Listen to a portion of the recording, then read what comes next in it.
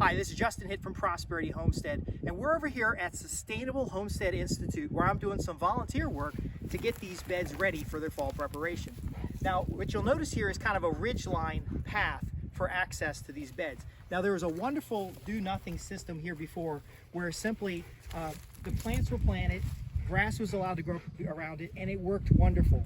What we're doing here is defining the beds a little bit clearer so that we have better access, but also so that we can build on the biomass of what was there previously.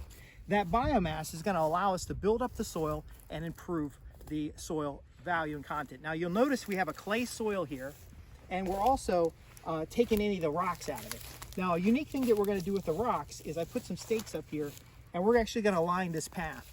Now when I did a lot of the gardening at my own house at Prosperity Homestead, I did it permaculture style, and I didn't care what it looked like.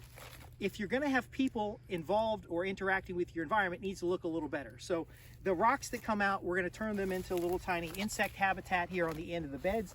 And then the organic nature of the beds, where some beds are wider than others, we'll use like flowers or some ornamentals on the end. Now there's all kinds of beneficial flowers, marigolds deter deer, echinacea, things like that. So we're now segmenting the bed a little bit more to allow for the variable shape, but giving it a little better aesthetics. So using the insect habitat as part of the guides for the pathway, as well as using the contours to move off and shape the beds.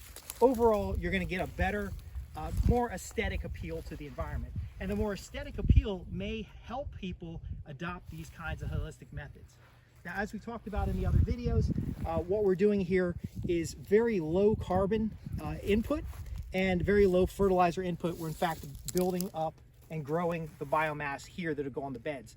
So I put cover crop over on the bed here with straw.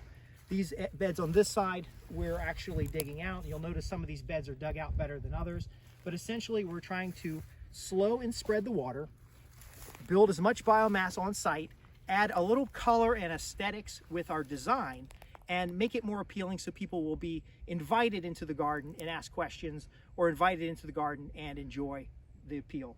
Now, if you're interested in learning these things, the Sustainable Homestead Institute is giving me the opportunity to build out these beds, but it also gives a number of people to come out here and learn about soil biology, to learn about how beds are designed, to learn greenhouse management, to learn some animal husbandry and some outdoor wildlife skills.